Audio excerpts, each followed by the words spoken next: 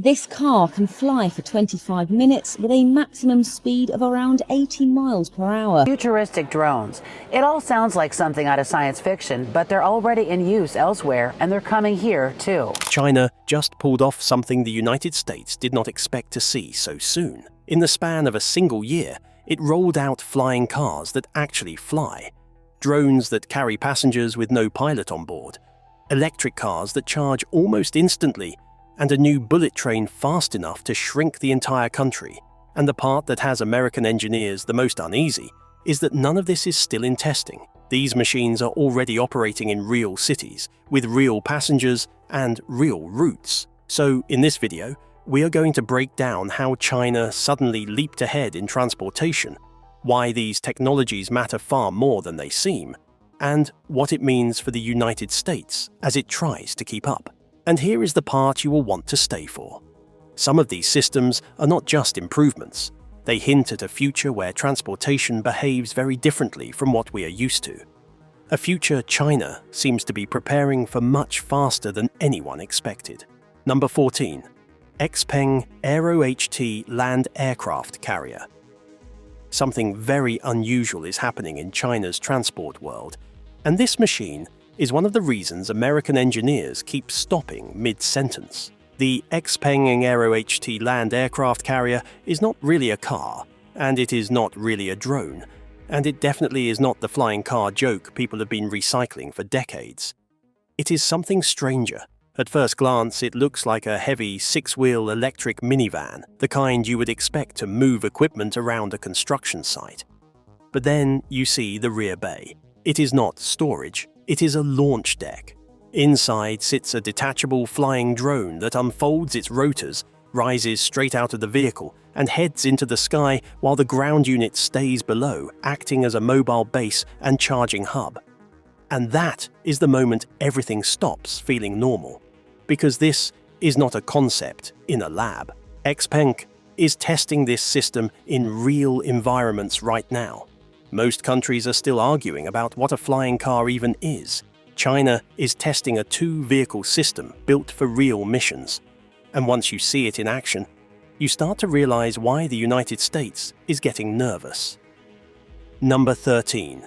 GAC GOVI Air Cab. You know how flying cars always feel like something from a movie? Something fun to imagine but never actually real? Well, China just crossed a line that most countries have not even approached yet. The GAC GOVI Air Cab is not a prototype. It is a two-seat eVTOL China plans to mass produce. And that word, mass produce, is exactly why this moment feels so strange. The air cab is compact, with folding rotors and a cabin meant for rooftop landings. It is designed to fly autonomously. No pilot needed, no special training required. You step inside, pick your destination, and the aircraft handles the rest. And this is not being treated as an exotic machine for the ultra-rich. China is positioning it as something eventually as normal as a rideshare. Once a flying vehicle moves from prototype to factory production, the entire industry shifts. Suddenly the question is not, when will flying cars exist, but how many will be operating inside major cities? Number 12. Xpeng EH216S. More than 40 Chinese cities have already approved routes for autonomous passenger drones, and the centerpiece of that shift is the Xpeng EH216S. This aircraft does not need a pilot, a steering stick, or any manual control at all. You climb in, confirm your route, and the drone handles the entire flight on its own. And here is the part that stunned aviation experts in the United States. China did not just test this drone, it certified it. Officially, it is now allowed to run real passenger services. Most countries are still drafting regulations, but China already has these vehicles lifting off rooftops, carrying tourists, and completing flights in dense cities. No driver, no cockpit, no hesitation. Number 11. Xpeng X2. Flying cars have been promised for so long that most people stopped believing they would ever arrive. Governments kept saying they needed more testing, more years, more studies. Everything moved slowly, the way it always does. Then Xpeng X2 shattered the timeline.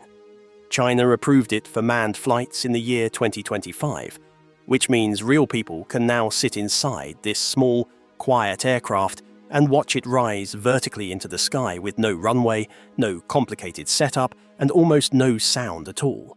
And the surprise does not stop there. The X2 can fly with a pilot or entirely on its own. This is where analysts in the United States start getting uneasy. A flying car is not supposed to be ready this soon.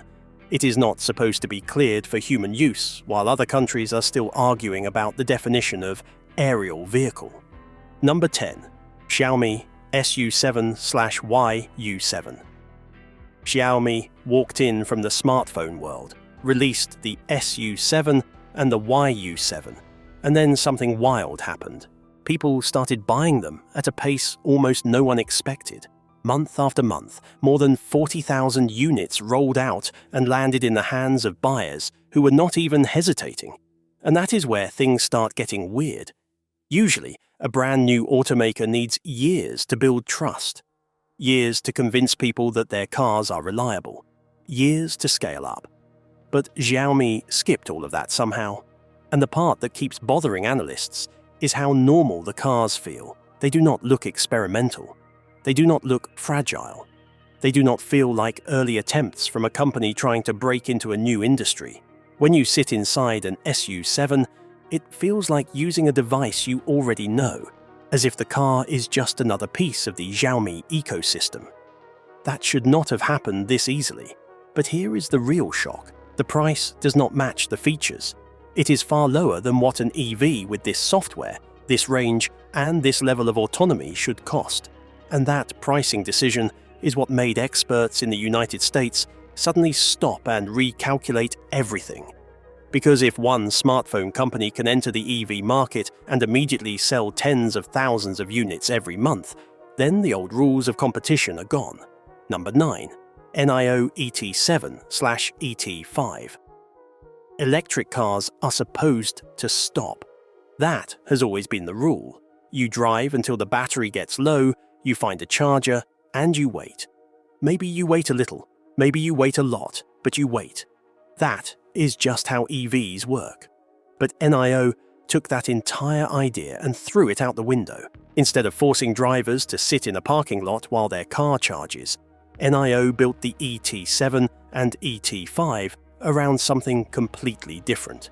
You pull into a station, the car gets lifted, the empty battery slides out, a full one slides in, and you drive away in about 5 minutes. No cables, no waiting, no slow climb from 0 to full. It feels less like refueling and more like swapping the battery in a giant remote control car, and that should not be possible at this scale. But here is where things get even stranger. NIO did not build a handful of these swap stations.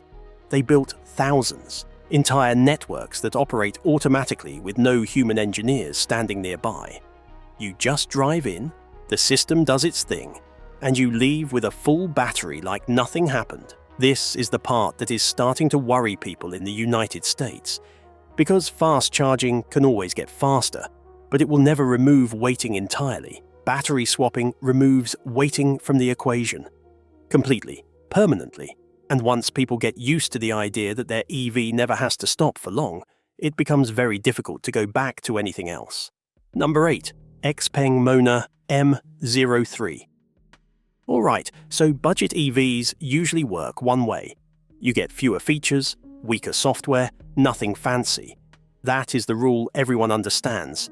But Xpeng Mona M03 steps in and ignores that rule completely. Instead of cutting corners, Xpeng loaded this thing with the same smart driving tech they normally reserve for their expensive models.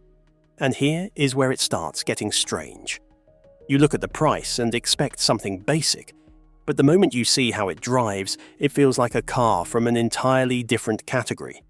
Smooth navigation, intelligent lane handling, advanced sensors, all packed into a model meant for mass market buyers. But okay, stick with me because it gets even stranger. This car is not supposed to exist yet. Not at this level, not at this price, and definitely not with tech that many Western brands still struggle to deliver. The Mona M03 basically collapsed the divide between affordable and high-tech overnight. And once you think about millions of drivers getting access to features that used to be rare and expensive, you start to see why the United States is watching this shift with growing anxiety. Number 7. Leap motor models. So here is something wild. In a normal world, a newer automaker spends years building momentum. Slow growth, steady sales, small victories. That is how it usually works. But Leap Motor looked at that system and absolutely ignored it. In September of the year 2025, Leap Motor hit more than 66,000 sales in a single month. Let that sink in for a moment. A relatively young company suddenly started selling cars at a pace even established giants struggle to match. And that alone would be surprising. But the real twist comes when you look at what kind of cars they are selling. They are not super luxury models. They are not ultra-cheap bare-bones EVs. They sit right in the middle, offering solid range, modern software, and smooth performance at prices that customers look at and instantly say yes to. And here is the part where things stop making sense. Normally, hitting numbers like this requires massive brand loyalty, a long history, or a breakthrough technology. Leap Motor just quietly slipped into the market, offered a lineup that balanced price and power almost too perfectly, and suddenly thousands of people were buying in. And okay, stay with me because this gets even more surprising. Leap Motor is not just dominating inside China. Through its partnership that pushes production into Europe, it is getting ready to scale in a way that could disrupt markets far outside Asia. When a company grows this fast, you cannot treat it as a small challenger anymore. You have to treat it as a warning of what is coming next. Number 6. BYD Seal. Here is something you may not realize until you start looking at global numbers. BYD is not just big. BYD is massive. And the BYD Seal is one of the clearest examples of why the United States is starting to feel the pressure. The Seal uses BYD's blade battery, which is not only safer but also far more durable than what most EV makers rely on. It resists heat, it lasts longer, it charges quickly, and it stays stable under conditions where other batteries struggle. And that alone would make the car interesting, but what really shocks people is how aggressively BYD has pushed this sedan into markets around the world. And here is where things start getting weird. Usually, when a Chinese car enters Europe or Australia or South America, it takes time to win trust. But the BYD Seal didn't wait for anything. It rolled in, delivered premium-level performance at a mid-range price, and suddenly drivers everywhere started paying attention. But okay, stay with me because this part matters. BYD can build these cars by the millions. They have factories, battery supply chains, and production lines that scale so rapidly it almost feels unreal. And when a company can mass produce at that level while keeping prices low, you start seeing a shift that's strategic.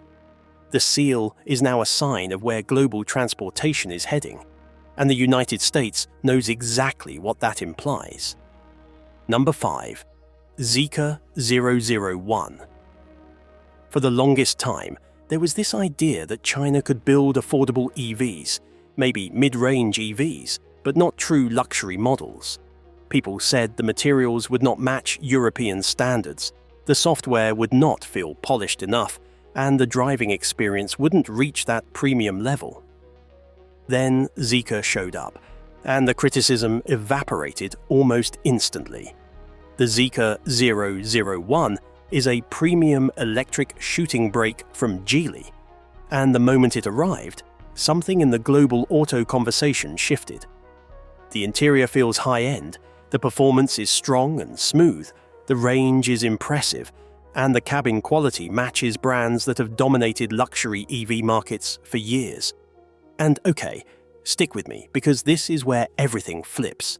The 001 does not just compete with Western premium EVs. It undercuts many of them while offering more tech. It is the kind of move that leaves analysts blinking because they can't figure out how Geely managed to reach this level so quickly. But the part that really gets people is the expansion. Zeekr is not creeping slowly into new regions. It is charging into Europe with confidence, rolling out models that reviewers keep comparing to vehicles that cost far more. And once you see one of these cars glide past with that clean, silent movement, you start to understand the bigger question forming. If China can already build luxury EVs at this level, what happens when these companies refine their designs for another 5 years? And if they keep improving at this pace, who exactly is going to stop them? Number 4. CR450 bullet train. So, high-speed rail is supposed to have limits. There is only so fast you can push a train before air resistance, noise, heat, and track stress become a real problem. For years, experts said anything above 400 kilometers per hour would require an entirely new kind of engineering. And then China revealed the CR450. This thing is designed to reach speeds near 450 kilometers per hour, which is wild enough on its own. But the part that makes engineers in the United States shake their heads is how stable it looks while doing it. The body uses lighter materials, the bogies reduce vibration, and the aerodynamics are tuned so sharply that the whole train slices through the air with almost no drag. It feels less like rail transport and more like something closing the gap between ground travel and aviation. But here is the detail people keep whispering about. If this train reaches full service, a trip that used to take hours suddenly becomes a quick commute. And once that happens, the meaning of distance inside a country changes completely. Number 3. Superfast EV charging stations.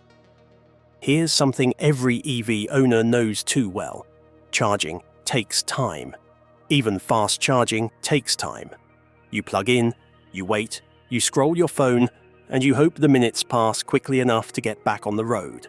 These systems push so much power through liquid-cooled cables that an EV can gain roughly 600 kilometers of range in about 10 minutes. And the really strange part is how calm the whole process looks. No giant sparks, no roaring machinery, no complicated steps. You plug in, the system stabilizes, and the battery fills at a rate that used to sound impossible. What unsettles analysts in the United States is not the speed itself, it is the scale. China is already rolling out entire corridors built for these chargers, which means long-distance EV travel stops feeling like an experiment and starts feeling like the new normal. Once drivers get used to charging this quickly, anything slower will feel outdated almost overnight. Number 2. Robotaxi networks. Imagine getting into a taxi, buckling your seatbelt, and then realizing no one is sitting in the front seat. No wheel turning, no pedals moving, no driver at all. In most countries, that idea is still treated like a preview of the distant future. But in China, it is happening right now. Robotaxi networks are already operating in nearly 20 cities, with Wuhan standing out as one of the first places where fully driverless cars run entire routes with no safety driver. And the strangest part is how ordinary the experience has become for people who live there. These cars glide through traffic, follow rules, stop at lights, and complete thousands of rides every day without a human guiding them. And here is the twist that keeps coming up in industry meetings in the United States. Every mile these robo-taxis drive becomes training data that improves the system, which then allows the fleet to expand even faster. It is a feedback loop that grows stronger the longer it runs. Once a country reaches that tipping point, catching up becomes a lot harder than anyone expects. Number 1. Automated ports. Ports are known for chaos. Shipping containers stacked like mountains, cranes swinging overhead, trucks lining up, workers rushing across massive yards. It is loud, unpredictable, and incredibly complex. At least, that is how it works almost everywhere else. China took that system and turned it into something that looks strangely calm. With more than 50 fully automated container terminals, entire ports now operate with fleets of robotic cranes and autonomous carrier vehicles that move in perfect coordination. There is no shouting, no sudden stops, no guesswork. Every machine follows a digital plan that updates in real time, so cargo flows through the port like water through a channel. And here is the part that surprises visiting engineers the most. Automation did not make the system colder or slower. It made it faster. Ships unload quicker, trucks spend less time waiting, and container tracking becomes so precise that delays almost vanish. This shift has become one of the biggest strategic advantages China holds in global trade. Because once a country can move cargo this efficiently, everything built on top of that infrastructure gains an edge too. Logistics, manufacturing, export timelines, all of it. Thanks for watching. If you enjoyed this, don't forget to like, comment, and subscribe. Click the next video for more exciting content.